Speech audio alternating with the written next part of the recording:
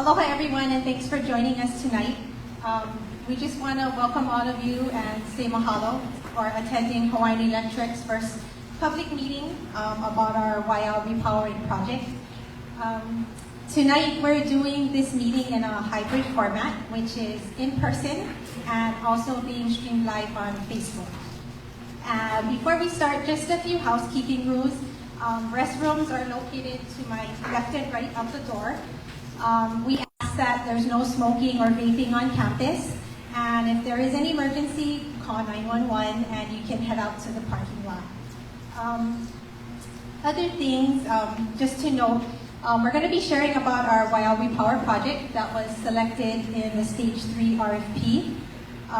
Things to note is any questions or feedback that we collect tonight will go into our PUC application that will be public record.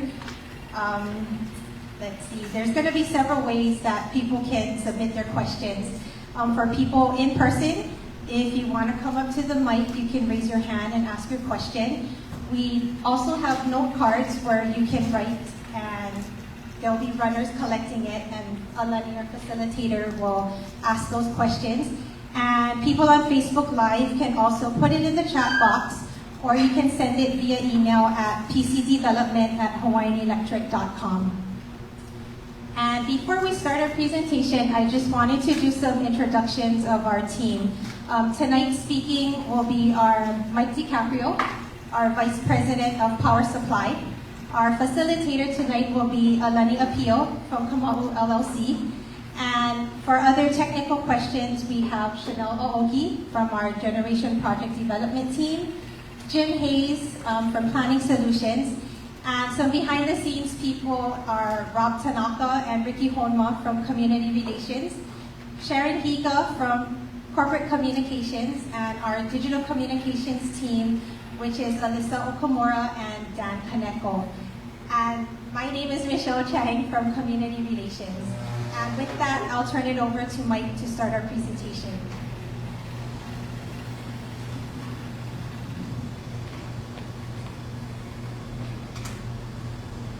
Aloha. As introduced by Michelle, I'm Mike DiCaprio. I'm the Vice President of Power Supply for Hawaiian Electric. And it is my pleasure and honor to be here with you today to talk about our proposed Waiau Repowering project. Before we start, I want to mention or highlight something that I think everybody knows, but maybe sometimes needs to be contextualized, especially in the context of this presentation and the purpose that we're here tonight. So our Hawaii Islands are not, each electric grid on each of the Hawaii Islands is not connected to the other islands, and certainly not connected to the continental US. So, what does that mean?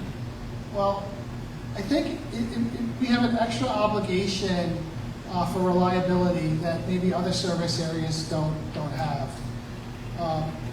Looking at it from a power plant perspective, because that's why we're here, on the continental US, if a power plant trips offline, rarely does it cause a problem for customers because the replacement power is imported from surrounding communities, even surrounding states. The grid is virtually infinite on the US continent.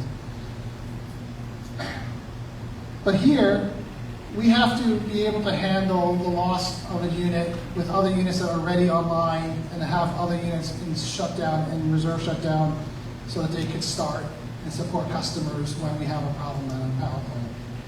Similarly, on the continental US, with the vast amount of land they have, power plants are more geographically spread apart. And that means that a storm or an event impacting multiple plants at the same time is less likely.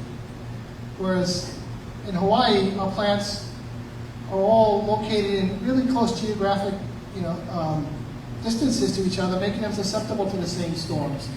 So I think it's important that we recognize that we have extra reliability needs in terms of generation in Hawaii. So the state of Hawaii has a renewable portfolio standard, which is law, and decarbonization goals. There is no silver bullet to achieving these renewable goals or these decarbonization goals. It's going to take a bit of everything to make this happen, right? Your replacement power for aging power plants to fill the gap when sun and wind aren't enough, rooftop solar, new technologies that aren't readily commercially available yet, other innovative programs and customer-based solutions are going to be necessary to achieve our decarbonization and renewable energy goals. As I mentioned, the state of Hawaii has a renewable portfolio standard, and this is law. It sets targets for different amounts of renewable energy at different years, all the way up to 2045. So the next increment is 40% renewable by 2030. And of course, it's 100% renewable by 2045. That's in Hawaii statute.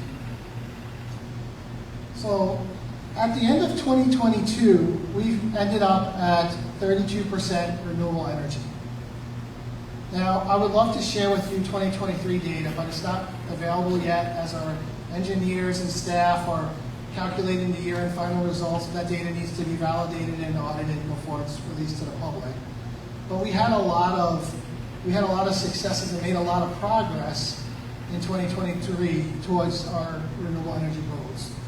First of all, the Mililani Solar Project, which is a 39 megawatt project and 156 megawatt hour project, went online in July of 2022. So 2023 is the first full year of operation of this solar plus 4-hour battery storage project.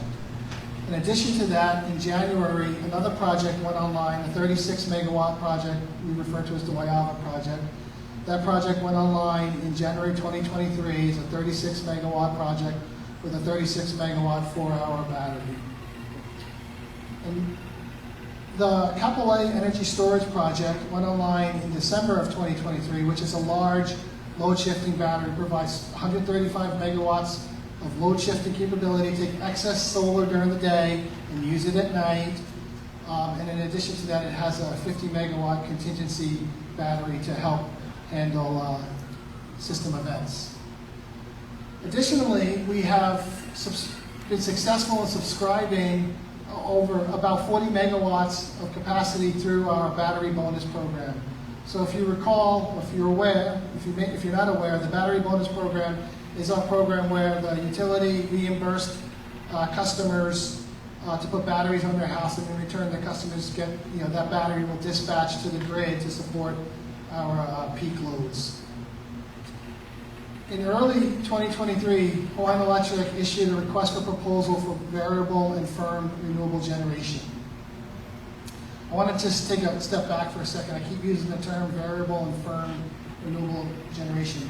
Variable generation is like solar and wind. It's generation, electricity that comes from sources that we can't control.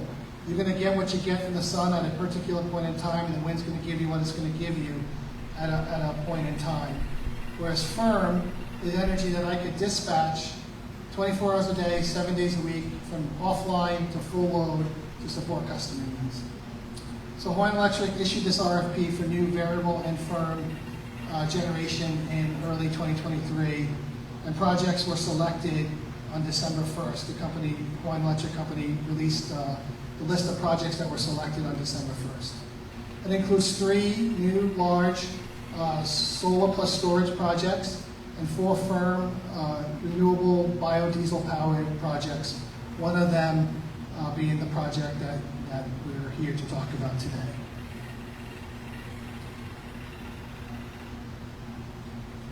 So before we talk about the Waiawa Repowering Project and the nature of it, I think it's important to understand, or at least highlight, the infrastructure that exists today. So on the screen on the right side, you'll see that the independent power producers that we have online today and when they came online. On the left side, you see Hawaiian Electric Company's generating units. These units are the backbone of the system, supplying services to our customers 24 hours a day. But I think one of the attributes that you might notice about them is that they're getting pretty old. right? With the exception of the new Campbell Industrial Park plant and the Schofield Generating Station, only one unit is below 50 years old. The rest of the units are between 50 and 77 years old. And like most of us when we're 77, they want to retire. So I'm going to zoom in and we'll talk about the Waiau Power Plant as it exists today. The Waiau Power Plant has 3 types of generating units supporting our customers. The oldest units on the system, the 4 oldest units we refer to as Waiau 3 through 6, came online between 1947 and 1961.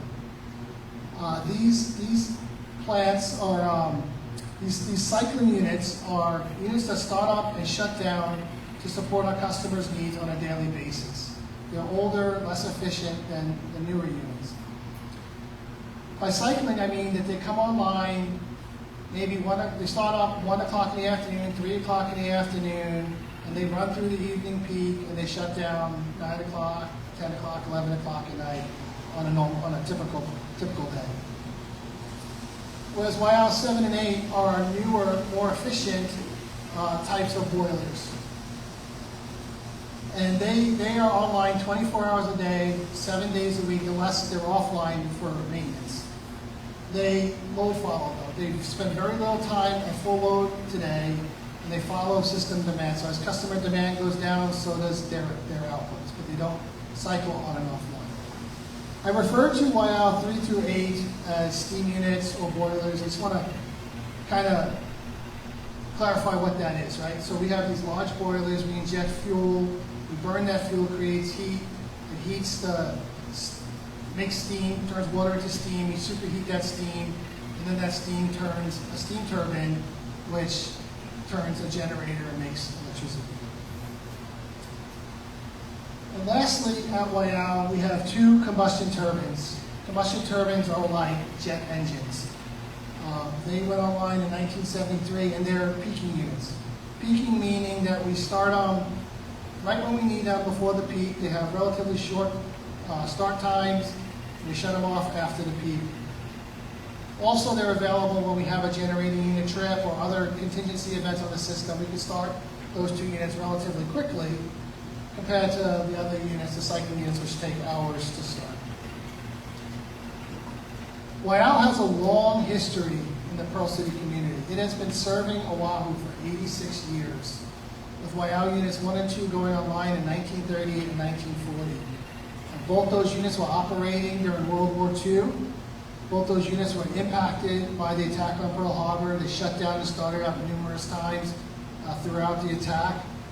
After the attack, the U.S. military took over security for the plant, at least in the early days of the war. And,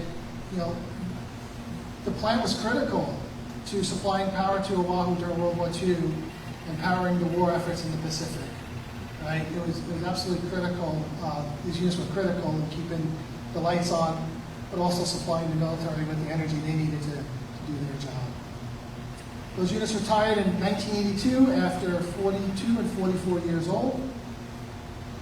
Meanwhile, Waiau 3 through 6, those cycling units I talked about, they went online between 1947 and 1956, I think I said. In their early days, they were modern technology and they were base loaded online 24 hours a day, 7 days a week. And in the late 70s, early 80s, as other units came online, they transitioned to that cycling operation that I discussed earlier.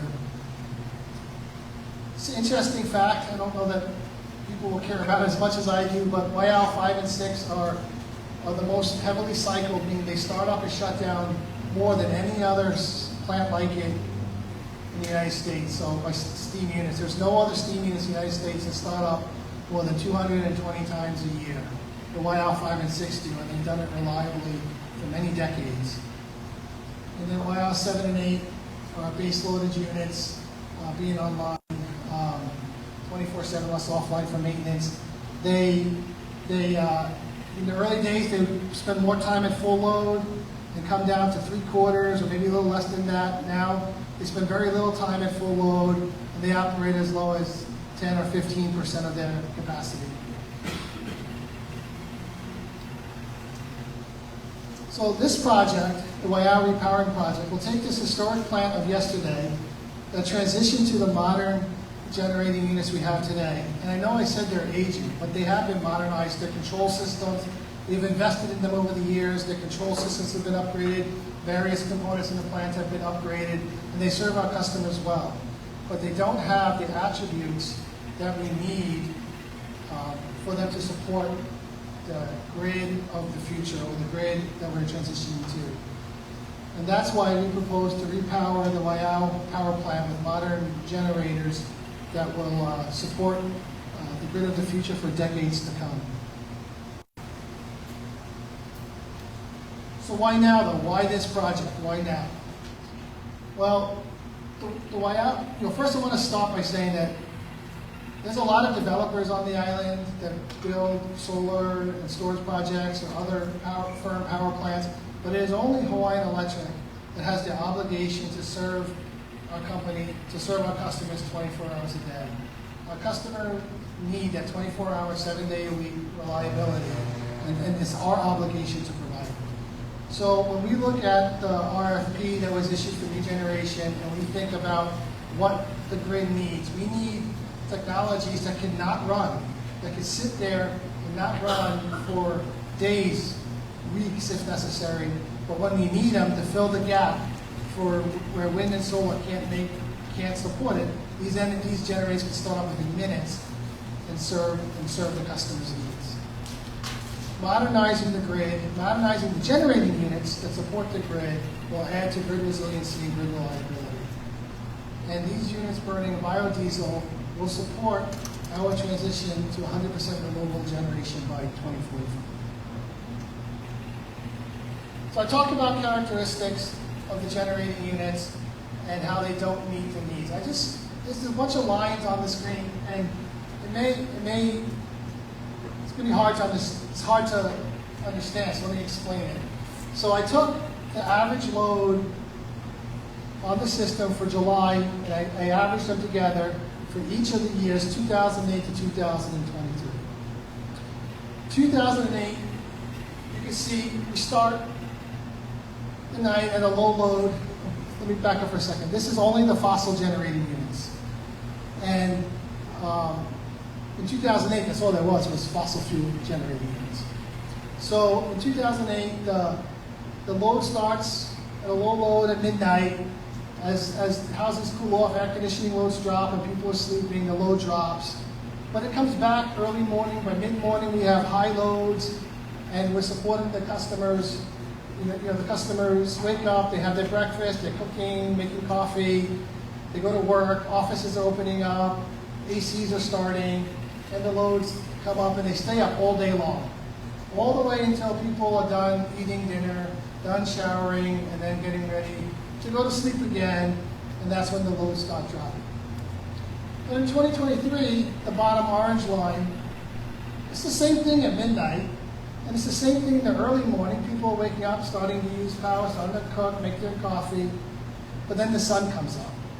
And our actual energy production on the system is lower in the middle of the day. Actually, fossil generators are producing less energy in the middle of the day than they are in the middle of the night. And that difference between the 2008 line and the 2023 line is solar, wind, renewable energy, and energy efficiency. And I think it's a good visual representation of the progress that we made. But if we're going to incorporate more solar and more wind on the system as we transition to 100% renewable energy, I need to make room by lowering this. Those steam generating units, they can't operate at zero. And so if I have to start turning them off. And these units, they operate at over 1,000 degrees and 1,800 psi.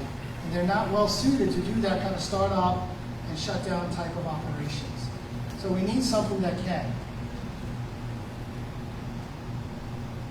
So we proposed, and was selected on December 1st to repower the Waiau power plant with 6 LM6000 combustion turbines. They're literally jet engines. They are the engines that fly 747s, 767s, Airbus 300s. They are reliable and proven technologies. They're fast. It takes me, if I need to start one of the cycling units away out, it's 3 to 5 hours to get it to full load. These units can get to full load from the time I ask it to the time it's at full load in 10 minutes. So they're perfect units to fill the gap when we need them to, when the wind and the solar isn't quite available for the customer's needs. They're multi-fuel capable. They can burn biodiesel. They can burn regular petrol diesel if that's what's necessary. They could burn hydrogen or other renewable gas if such products become commercially viable or commercially available in Hawaii.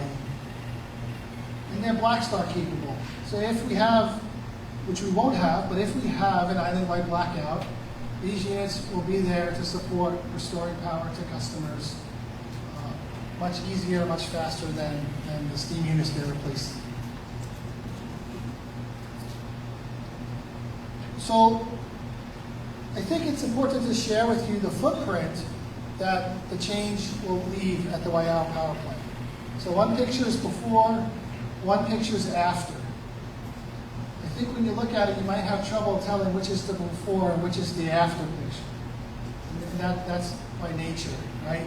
We're reusing the existing infrastructure. We're going to take steam turbines off their concrete pedestals and we're going to put new combustion turbines on those same pedestals. We're going to reuse much of the infrastructure in the units as possible, and then the other components will also be stationed on the turbine decks, and the stacks, the emission stacks, will be replaced and slightly moved. So the left side of the screen is the before picture of the Waiau Power Plant, and the right side is a rendering of what the power plant looks like after it repowers. It's very similar, should have very minimal impact on the view or the visual nature of the plant.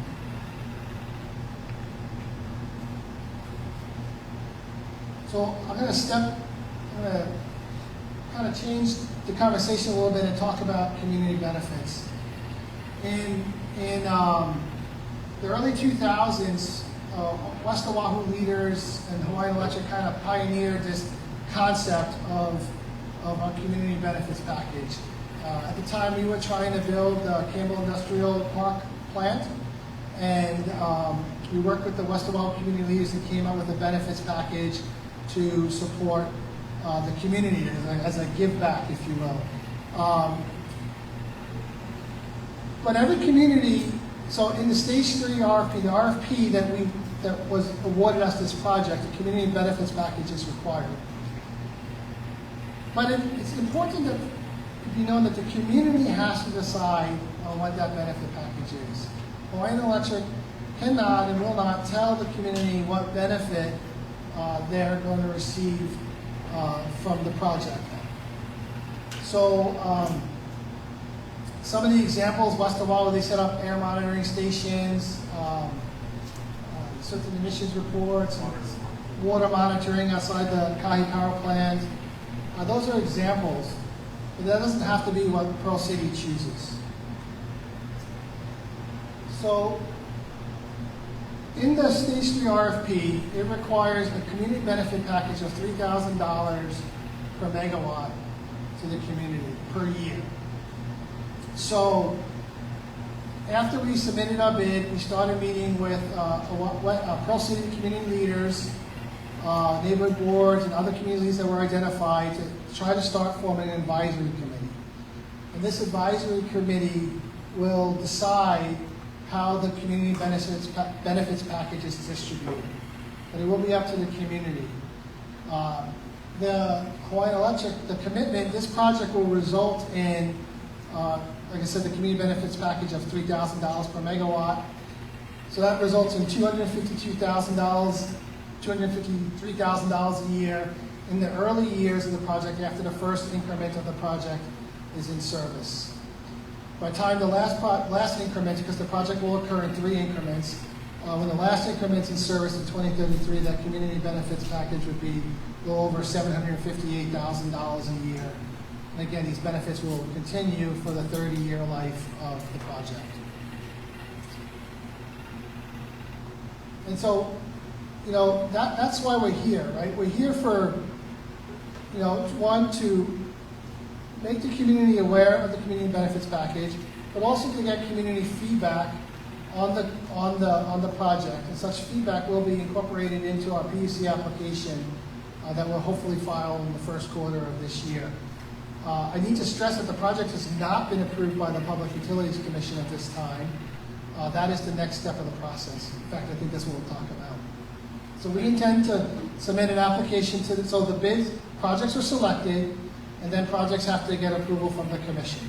So this project will file an application to the Hawaii Public Utilities Commission to proceed with the project. The commission will decide through a process whether or not the project proceeds or not. That process can take 6 months. It can take many months longer than that. But if all goes well, the first units replacing YL 3 and 4, we will refer to as YL 11 and 12, will go in service at the end of 2029, with the next 2 increments happening in 2031 and 2033. And then, you know, with that schedule, then the first community benefits distribution would be on in 2030.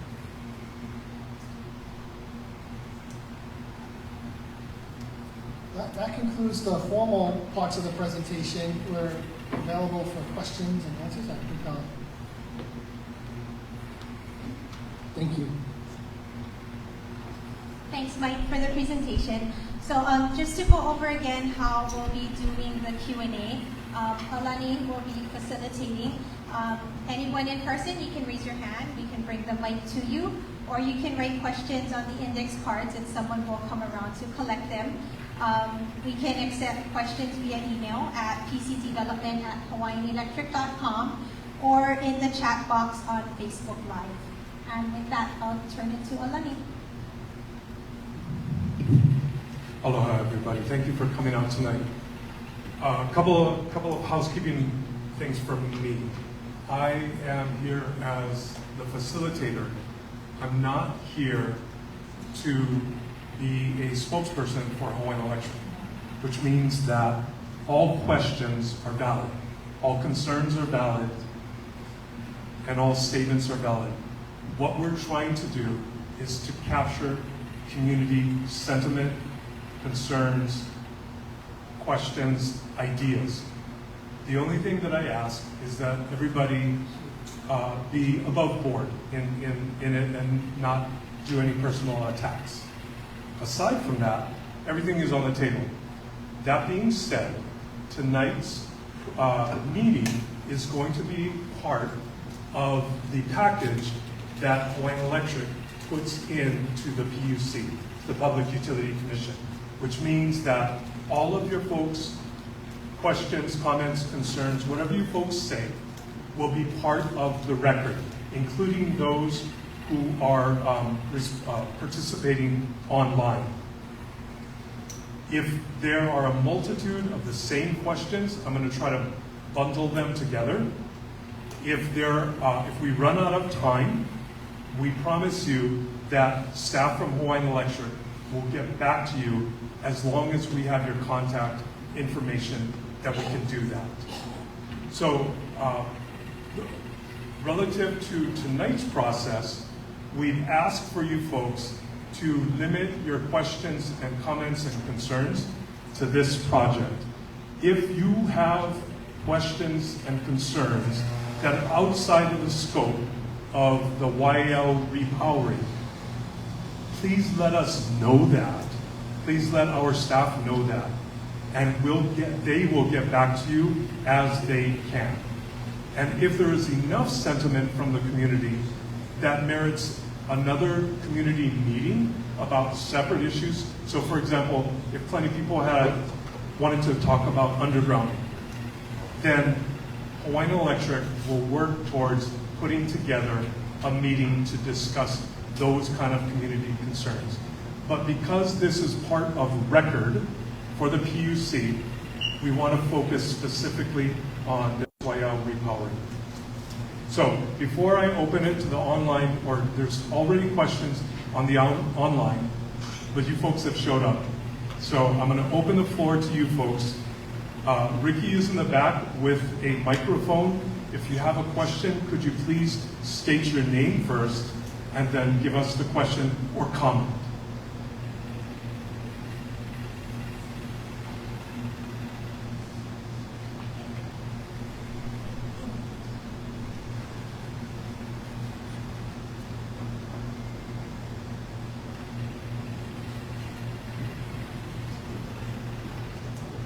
Yes, I did a good job.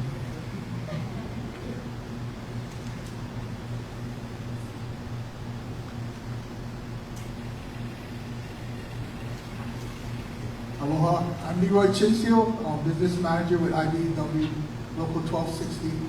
So we represent 1,200 members who work for Hawaiian Electric.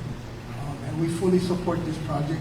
Would lead to a lot of jobs and secure a lot of jobs. So we know people is the best at what they do, and we like to keep them doing that. Thank you, Leroy. Appreciate it. Thank you, Leroy.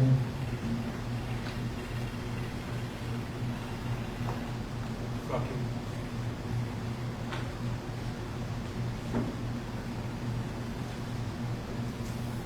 My name is Tad Suruma. I'm with the Pro City Lions Club. I have two questions. First one is, how will this project support the grid when there is loss of solar, wind, or battery storage? I think I saw something in your slide. And the second, you want to go one at a time? Give us both of them and then we'll... And the second one is called, are we prepared for a Category 3 to 5 storm surge with this project and future projects? Thank you. Thank you. You want to take that? Yes. So how will it, the first question was how does it essentially, how does it support if there's not enough solar or wind on the system, right? So, that's what happens. These are nice days, these are averages, but that's what happens on the system in real time, right? We might have a clouds come over, wind could suddenly stop, and we need to add generation to the system.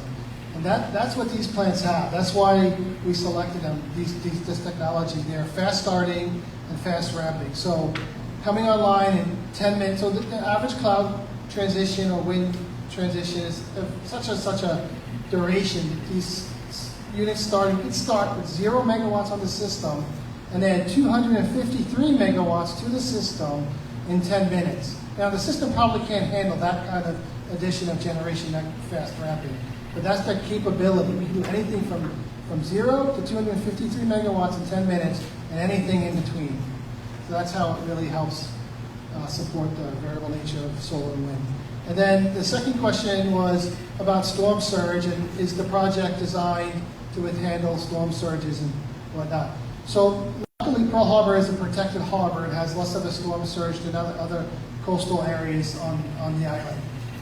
But even with that said, the technology, the units themselves will be on the current turbine pedestals, which are elevated well off the ground, and all the critical infrastructure for those turbines will also be at that same elevation. So the project would be protected from any kind of reasonable storm surge that we should expect.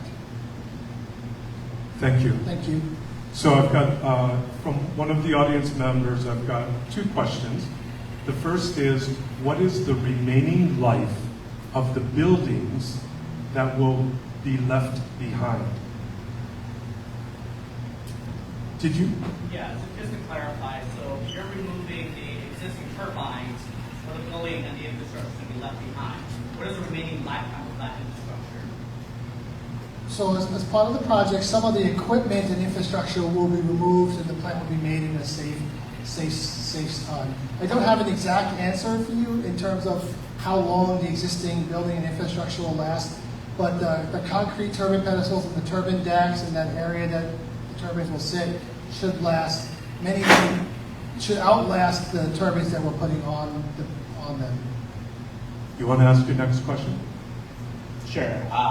What would the benefits be of moving this new facility to the regular location and returning back this property back to the community? Thank you. So the question is, what would the benefits of that be? I don't know what the benefits would be, but I think that the project, if it was to be constructed at the Red Hill location instead of here, it would be a much more expensive project because all the infrastructure would have to be built and constructed and then somehow interconnected into the grid through an appropriate transmission location. Hold on, Dick. We're going to give you a microphone just a minute. Why would you want to put it on Red Hill next to our water source, which everybody's complaining about? Because you are going to have biodiesel there too, and if something happens, is it going to blow up again? So just to be clear, the project isn't slated to be put at Red Hill, just to be clear. So and just to build on it, one of the advantage of this project, maybe I don't know if I stated it very clearly. One of the advantages of this project that makes it competitive is that it's reusing existing infrastructure. So we're not digging the ground. I mean, we have a little bit of groundwork to do, but for the most part, we're not touching the ground. We're not touching water supplies. We're using existing fuel tanks, existing fuel piping, existing air compressors, and other infrastructure in the plant to support this plant. So it's a cost-effective project because we get to reuse that infrastructure. So that's the benefit to the customer, right? Because the customer, will pay less for this plant than if we were to build it someplace else.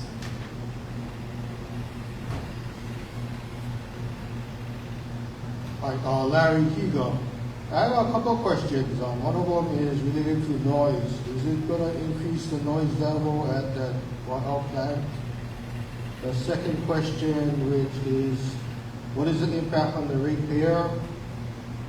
Third question, is it going to increase thermal pollution as far as either into Pearl Harbor or around that airspace above it? And lastly, as far as earthquake, we're in earthquake zone 1 or 2, I believe. Is it going to be designed around that earthquake zone?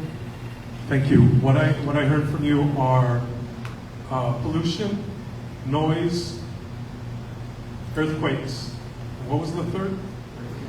Ratepayer impacts. Thank you. Good questions. From a noise perspective, the sound analysis that was completed shows that the project at the property line will be around the same noise level of the existing project, maybe a little bit less. But one of the key things to remember is that the existing units run 24 hours a day, 7 days a week. These combustion turbines will not run 24/7. They will not be permitted to run 24/7. They'll run what's the limitation? Roughly 4,000 hours a year, estimated. Yeah. So it should be quieter in the big, when they're running, it may not be as quiet as maybe about the same noise levels at the property boundary as the existing plant, maybe a little less, but again, they won't run as much. Thermal pollution, right now we use water from Pearl Harbor to condense steam and we inject it back into Pearl Harbor, and we have permits to do that, and we do it in a matter of environmental compliance. But these projects won't be doing that, right? These projects, there's no circulating water through the turbine back into the harbor. So from a thermal pollution standpoint, into Pearl Harbor, there won't be any. And the emissions coming out of the unit will be lower than, the total emissions will be lower than the heavy oil that we burn in the plant today. That's a function of the fuel, but primarily a function of the fact that they won't run as much as the existing units do today. Impact to ratepayer. Impact to ratepayer.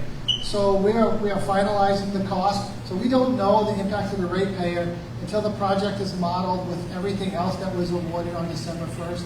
So we don't have that right now, and we will be including that and the final cost of the project in the PUC application, which we intend to file the first part of this year. I just want to follow up as far as your noise survey or your noise study. What kind of dBA are you guys projecting at the property line when the plant's online and running? Hold on. I'll ask Chanel, the project manager.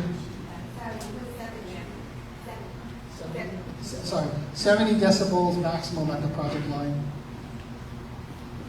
The Department of Health, they have criteria for sound levels at the property line. I'm not sure on the specifics, but is that below acceptable levels for Department of Health? Yes. Yes, so as part of the design of the plant, we have to make sure we meet all the noise requirements at the property line, and the project does. One more. Sorry. As far as designing it around the earthquake zoning, because we always have earthquakes in the area, and one earthquake, if not designed properly, can take out your plan. Is it being designed around that earthquake zone?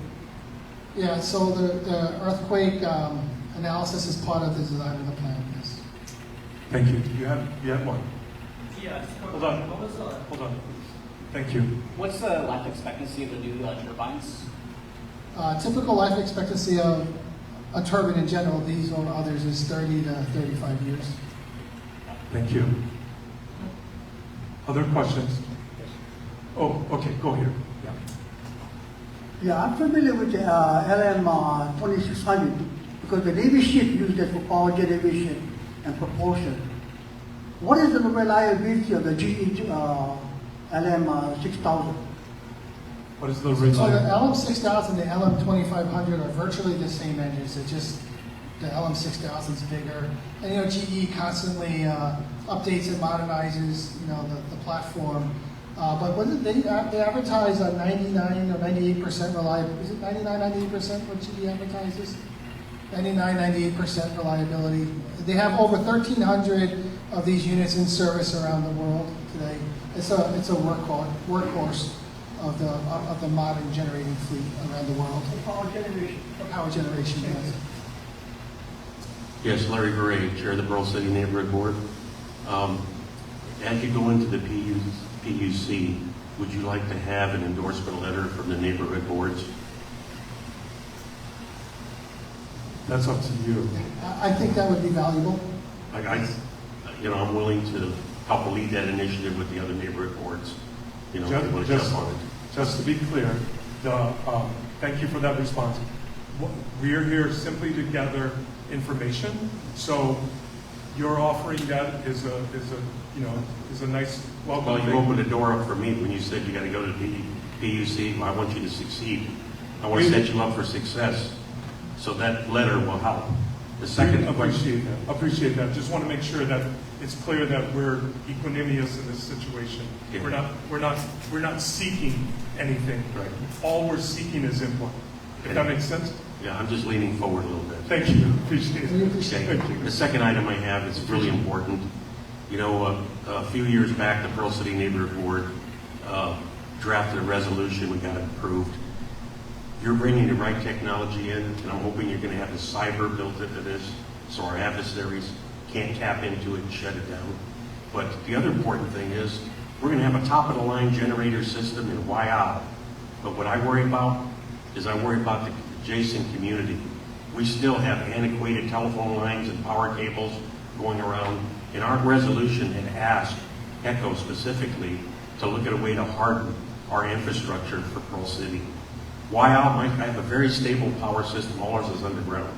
But when you start going out to the west side of the island, it starts to decrease and there's a lot of power outages. So I just want you to be thinking, and what can we do to help out influence that? That's all I got. Thank you. Thank you very much. Other questions? Patrick up front.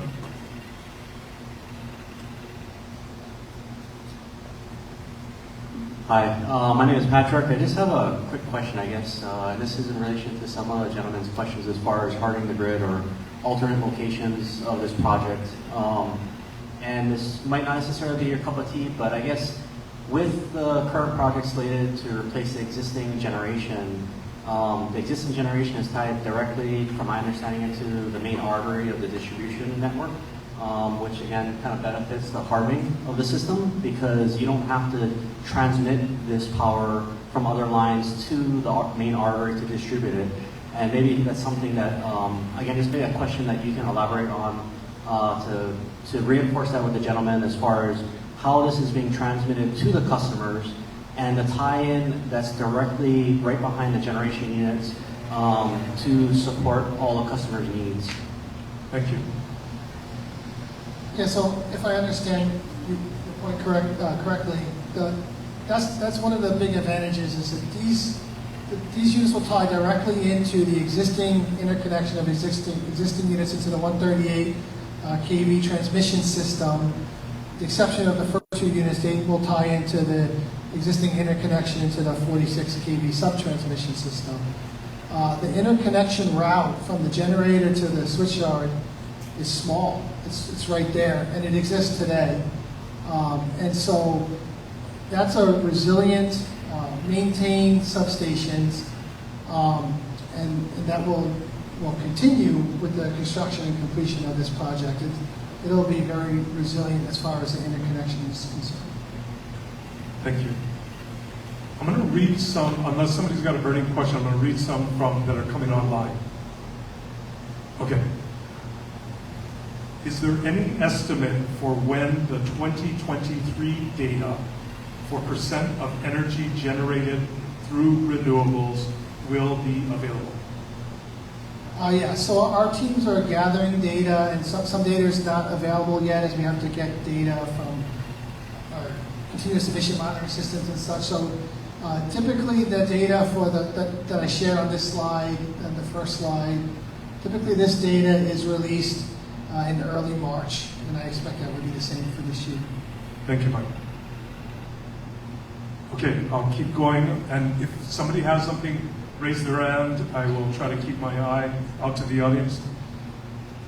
From Dave Zerba, historically, how many hours per year does Waiau operate?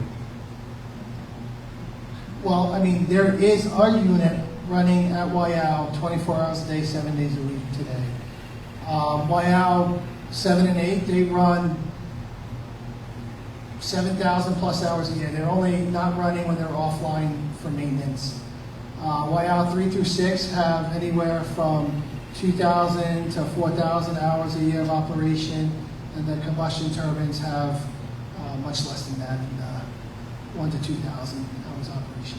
So a follow-up question to that is, given the intent of the new combustion turbines, how many hours per year are these new units projected to operate?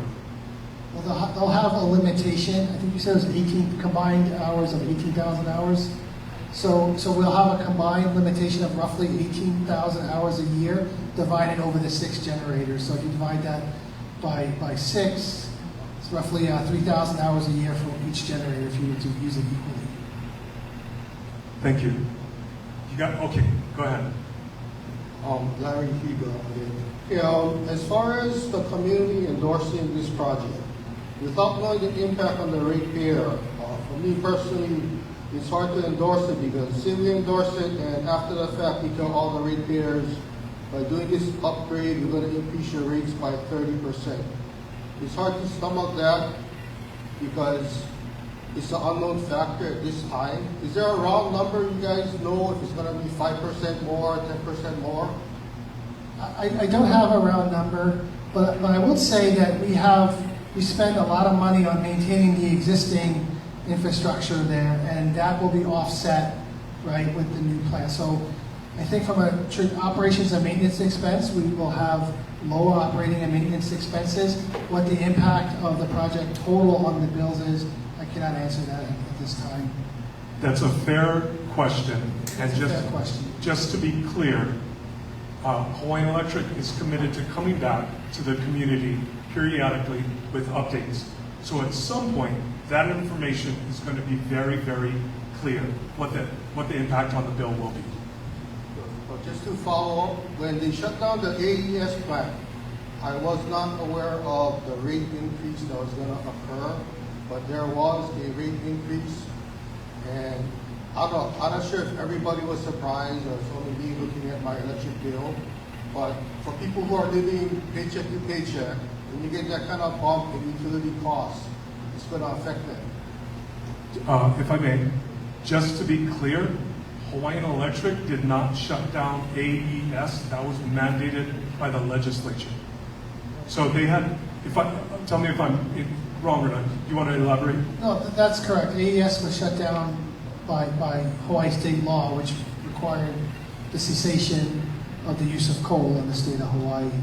I would also just point out that around the time that AES did retire, that the Ukraine war, the Russian invasion of Ukraine caused a significant spike in fuel prices that impacted the customer bills. Hawaiian Electric didn't raise rates, but the fuel we use is a pass-through to the customer, and that fuel price increased as a result of the Russian invasion of Ukraine. Thank you for that. Not seeing the hand up, I'm going to take one from Facebook. Travis Council, Executive Director of Hawaii Cycling League, curious if improvements to the Pearl Harbor Historic Trail have been considered as part of the community benefits package. The trail runs through the property and is heavily used by people walking and biking. Well, that's a good question. Hawaiian Electric doesn't consider that, like I said earlier, the benefits and the distribution of the benefits will be community designed and community based. So that's an initiative that the community, the community advisory group could choose to fund and use the money for. That is something that they could choose to do. But Hawaiian Electric cannot say what the money will be used for. That's up to the advisory group. Just to elaborate a little bit further on the community benefits package, this is really a new and groundbreaking thing for Hawaii. And we were one of the first in the nation back in the mid-2000s, Hawaiian Electric was, to negotiate for the Campbell Industrial Plant a community benefits package. So just to be clear, it's still like everybody's still working on this because it's the first time that it's going to be done in a across-the-board fashion. So all of the different projects that got approved for phase 3, which is Hawaiian Electric is one. I think there was 7 or 9? 7 projects. 7 projects. Every one of those projects must have a community benefits plan and a community relations plan. And so this work that we're doing tonight is part of the community relations and opening up the dialogue to a community advisory group, community benefits plan, and some of the community leaders are in the room tonight that Hawaiian Electric has been meeting with, and it's going to be up to you folks as community leaders to decide what are the best ways to invest and spend this money in the years to come. Yeah? Question? So I wanted to consider that the length of the legacy turbines, I think, was anywhere from 50 years to 70 years that were in production. And earlier it was mentioned that the new turbines would have a life expectancy of 30 years. So for me, when it comes back down to it, would be, is the cost of producing 1 megawatt going to be lower with the new turbines for those 30 years versus the legacy turbines that have been in operation for plus 50 years? Good question, thank you. That is an interesting question. It's a great question. The lifespan of a steam unit is also 30 to 35 years. But through excellent maintenance and care of the plants, we've operated them for 50, 60, 70, nearly 80 years. The life expectancy, the design life expectancy of these combustion turbines is 30 or 35 years, but likely will operate for much longer than that, depending on the needs of the system. Question, please.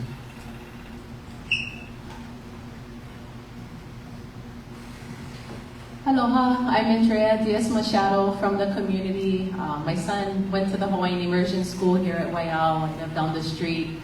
And just wondering, I'm super grateful that there's going to be a process where a community can decide how this money is spent.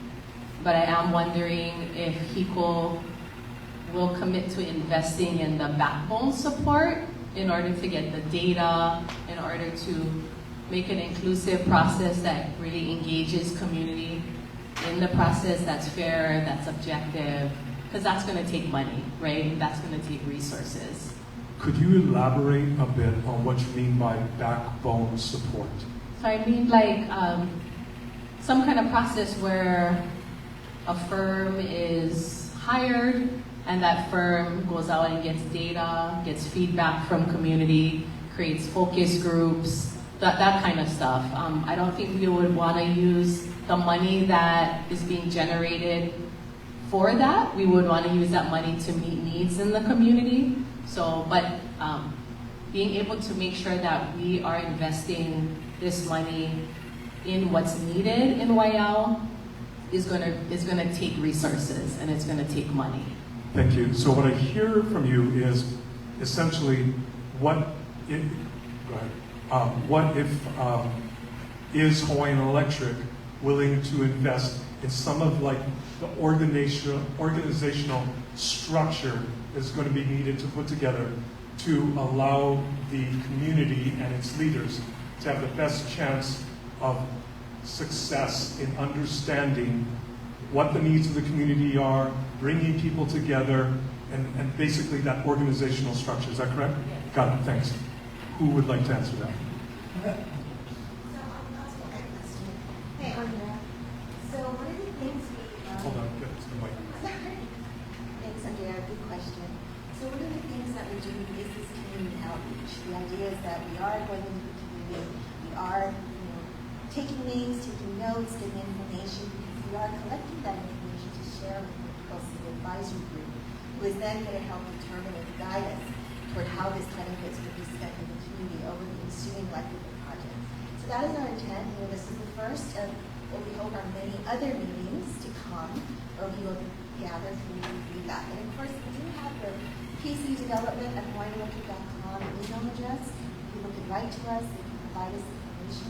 Again, that's being shared or will be shared with the advisory group. So that is our intent. That's as much as I can say right now, because again, the project has not yet been approved by the Public Utilities Commission, so we do have to wait until that time. But yes, we started our community outreach very early because we wanted to get this kind of feedback. So thank you for your question. Thank you. So planting seeds.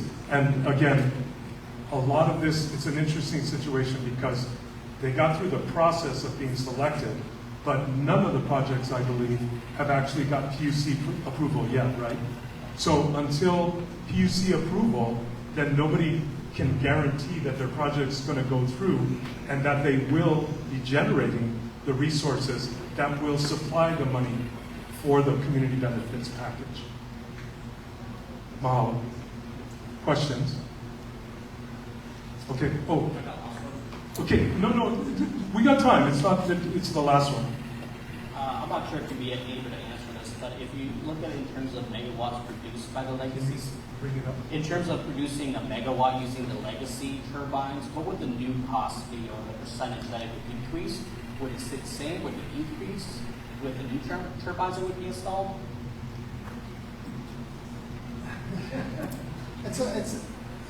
I'm not trying to be, it's a complicated question because unit performance, so we measure unit, so the real way to answer that is the total cost of operations and maintenance, which will be less with the new projects, but then the cost of fuel per unit of energy produced, right? And that really depends on how the units operate. Just like your car, if you're driving 5 miles an hour, you have a different miles per gallon than if you're driving 55 or 75 miles. So it really depends on how they're used, but the fixed cost of the station will be less than the current fixed cost of the station. And am I right in understanding that once all of this is in motion, assuming you get PUC approval, the units are in, you folks are going to be tracking data on all of those units and will be able to, at some point, have like a response for the gentleman's question. Maybe it'll be years down the line, but at some point you would be able to tell. And maybe even sooner than that. We start getting production simulations that show how it might be used and give us different scenarios. Is there a percentage that you're looking for performance improvement to generate this megawatt compared to the legacy? I mean, the performance improvements that we're looking for is the is the operating attributes that it has, the quick starting, quick ramping, the ability to not run.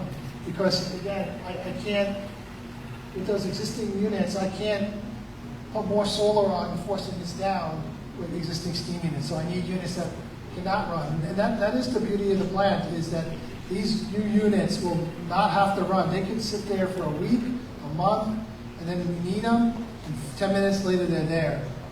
We shut one of these units down for a month or a week, or a month or a quarter, it's going to take days to bring them back online. So it sounds like the consumption of fuel would more or less stay the same. It would be just the ability to turn on and turn them off at a faster rate. No, again, with the run-hour limitations that we will have and the way they are anticipated to be used, which according to the RFP, their anticipation would be something around the 20% capacity factor, which is less than YL 5, 6, 7, 8 all had higher capacity factors.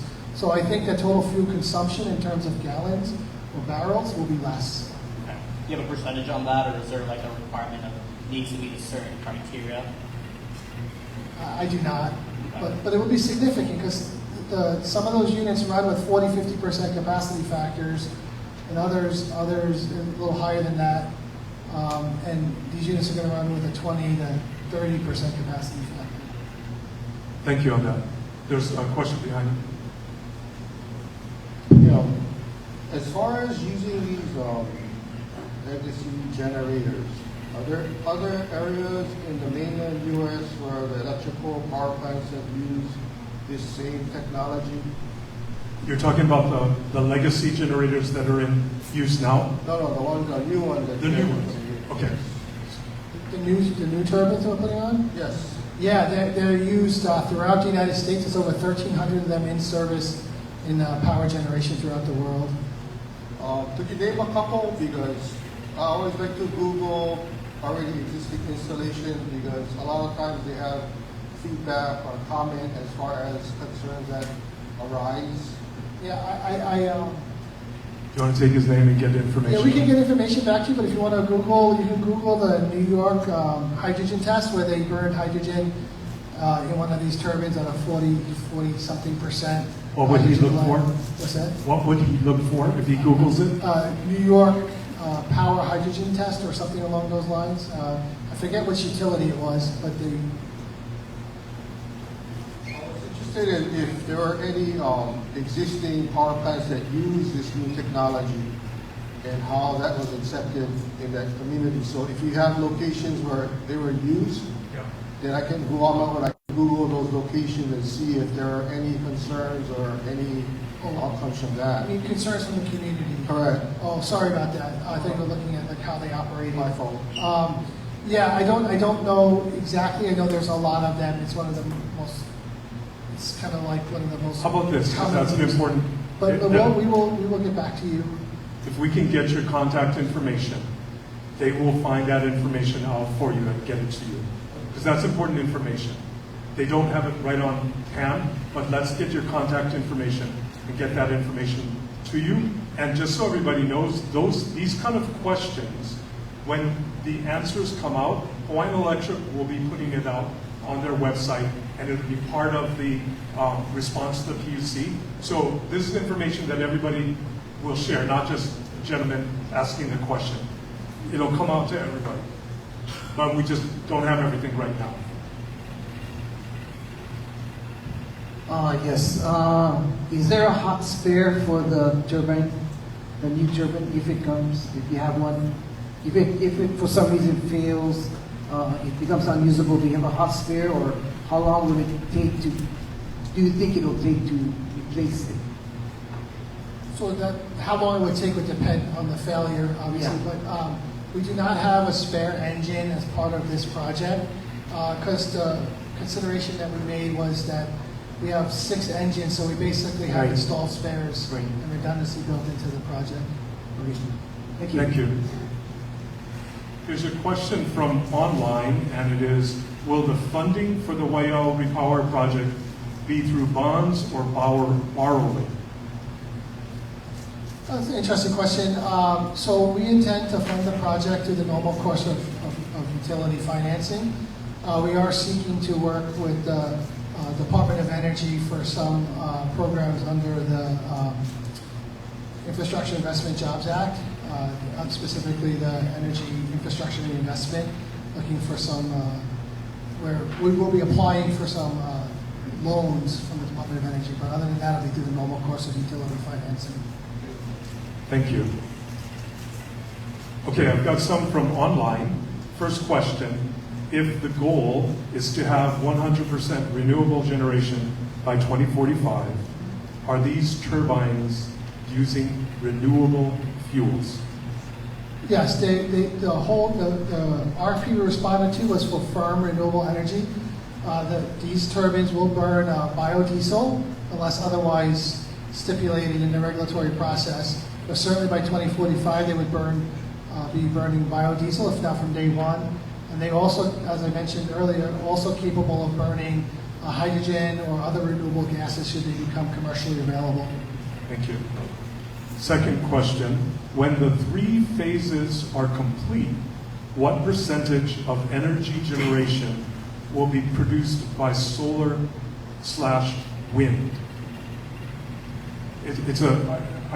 I'm a little confused by the question.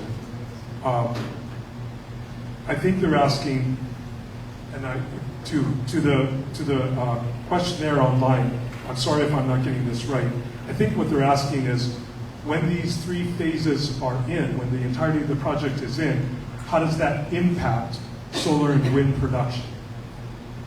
So that's a good question. The projects like this are designed to maximize solar and wind production to allow us to incorporate more. In terms of the actual percentages, I cannot answer that because it depends a lot on what else happens, what else is built, and what else comes online. There are other projects, other firm projects that are coming online. We have the other 3 solar and storage projects that I mentioned at the beginning that are also scheduled to come online in this period. And Hawaiian Electric Company intends to issue more RFPs under our integrated grid planning process to achieve our renewable energy goals and targets. So it really depends on what's built and what's operating. So it's a hard question to answer at this time. Thank you. Okay, last one from this person. It is, in terms of community benefits, what are some possible ideas in addition to the air monitoring, especially for low-income residents? Well, again, I think that it's going to really be up to the advisory group, but the advisory group can choose to support, supplement solar and storage projects on individuals' houses or certain communities' houses, or help support other programs like other energy efficiency programs for different communities. It's really up to the advisory group how that would be made. Thank you. I'm just going to add a bit of clarity about the community advisory group and the community benefits. There's not a actual, named group yet, and it doesn't make sense to bring, the community to that point until the project is approved by the PUC. And so that's why it's a little amorphous at this time. I think if and once the project is affirmed by the PUC, and just to be clear, the PUC, even though the whole project was approved through the initial process, the PUC could come back and limit that to any amount. 1 turbine, 2 turbines, or all 6. And that would decide then how much baseline funding would then be available at that 3,000 per megawatt for the community. Once it's been approved by the PUC, then Hawaiian Electric is going to be out working with the leaders, helping them, as you had recommended and asked for, to help organize, and then the community will be the ones to meet and talk and discuss what's the best ways or way to use these funds. And the challenge, frankly, is we're sitting in 2024. These won't go online, best case scenario, 5 years from now. So it's unfortunate that there's a lag, but that's part of the work of creating these massive projects. They take a long time to get started, and they take a long time to put in, but we want to make sure that we're giving you folks all the information up front early so you guys can start thinking and planning.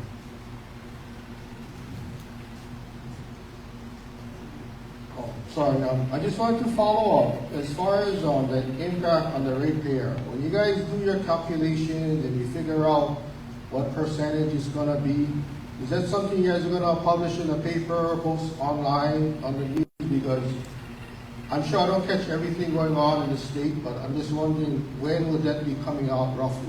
Is it a couple of months from now, 6 months from now? When will that information come out?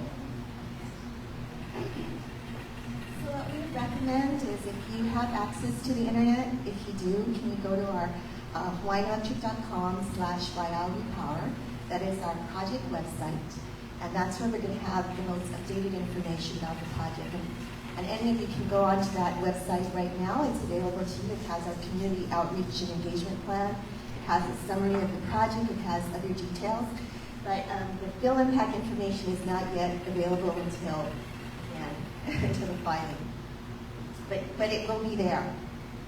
Okay, as far as letting all of the community know, most of the community is not going to even know about your website, but they are going to be reading the newspaper, they're going to be watching the news, and that's who it's going to affect the most. For people who get on the internet, yeah, that's fine, but majority of people in Hawaii, they're not going to go to that extent to see what the impact is going to be. So we'll probably issue a news release when we actually do the filing to let people know, and we include the major newspapers, the TV broadcasts, the radio, as well as your local mypearlcity.com and Ridley Water Voice. It's really up to the editorial decisions whether or not they're going to publish our information. So we might put the news release out, but it doesn't always necessarily get picked up. But that's why we want to refer you to our project website as much as possible. But again, there will be a news release. And again, our social media, Facebook, those venues will have the information as well. No timeline as far as when that information is going to come out? No, there is. Okay, it's when the application is filed. So that application is they're going to put in the application this first quarter. So by the end of March, the application will be in.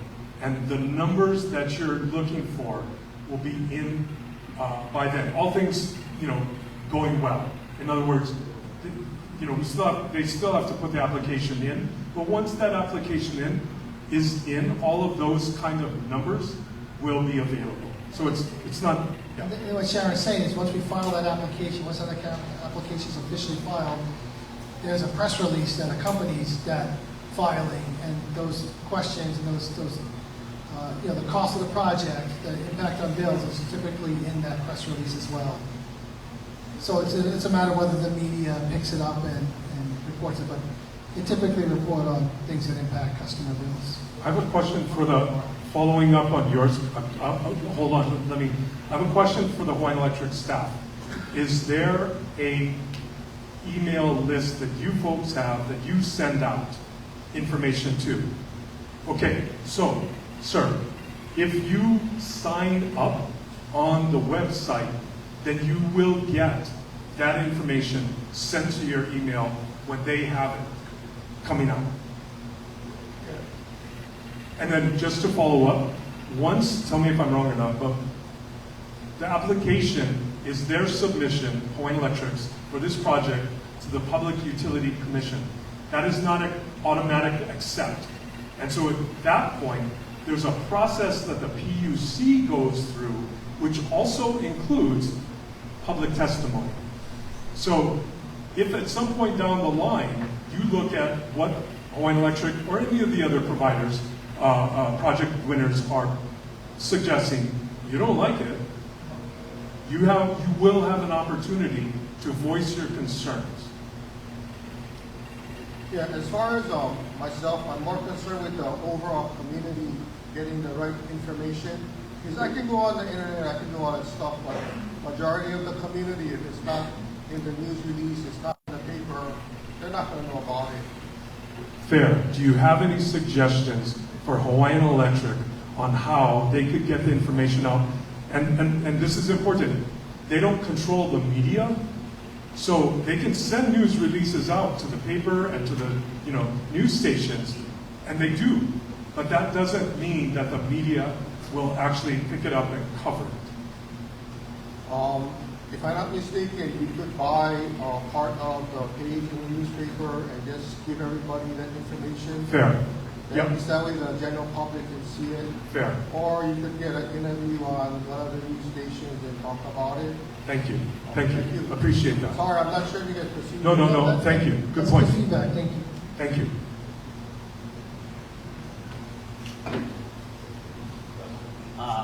Not so much a question, but more of a comment.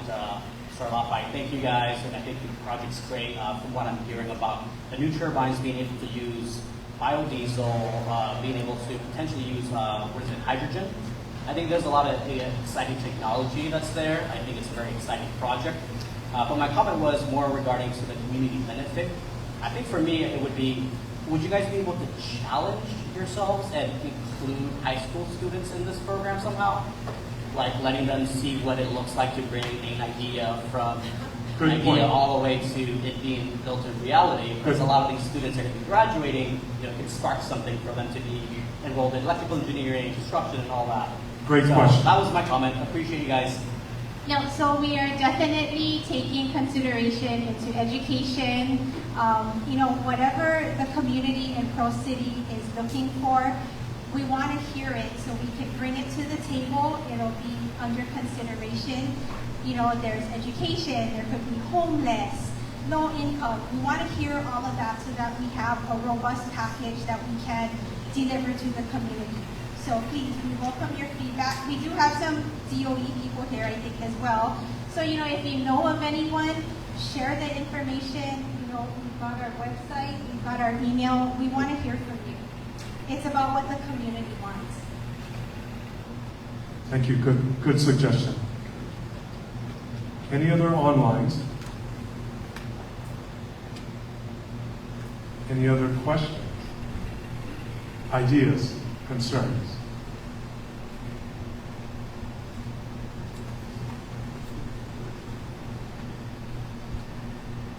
I'm a quirky guy. My name is Marvin Santos. I spent 40 years working with Oceanic and VP of Engineering and that over there. And I think the gentleman's question was more about what we can create for the future of our kids.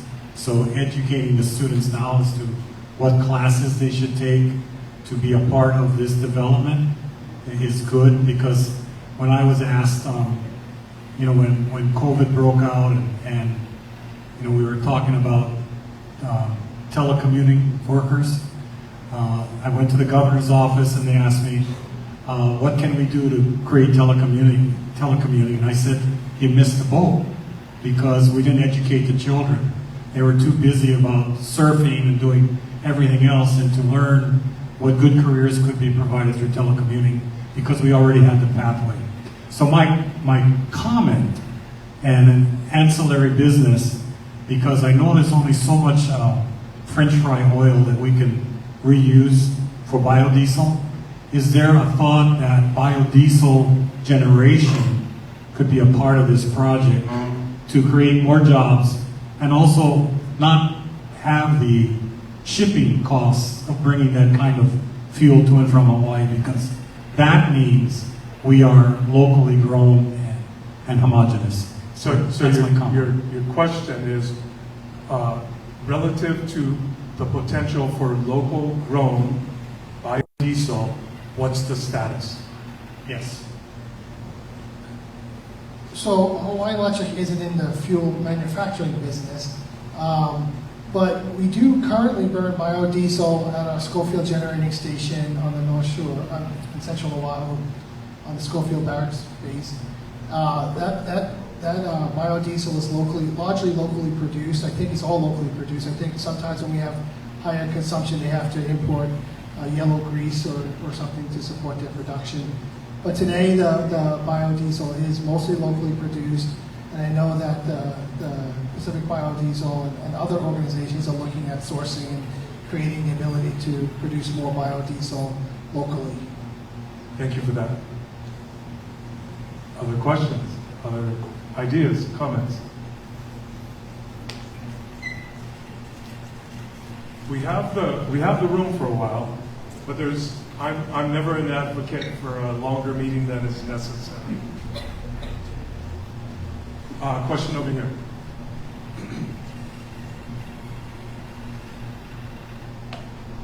Hi, thank you. I'm Sam Nichols, and I work at Hawaiian Electric in the Education and Consumer Affairs Division.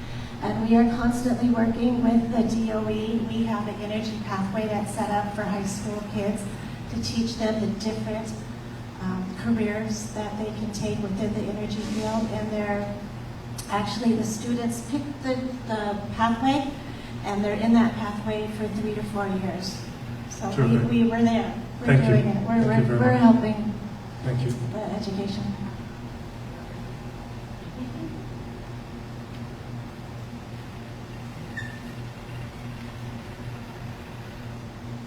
Going once. Okay, so what is important to know is that Hawaiian Electric, and I'm saying this because I've been involved with the company for a while, they have committed to ongoing conversations with your folks' community. And whether or not it's about this project actually doesn't matter. They are committed to growing their relationships with as many communities around the island as possible. And so whether it's this project or any other community concerns, they're open and committed to coming and meeting with you on a regular basis. So know that this is not by far the last time you're going to hear from them about this. In fact, it's the first time. And this is going to go on for years. At least 5 years. Till we get, assuming that they get it, till they get the project in service and the community benefits start to lay out and start to get implemented. All of that is work to come.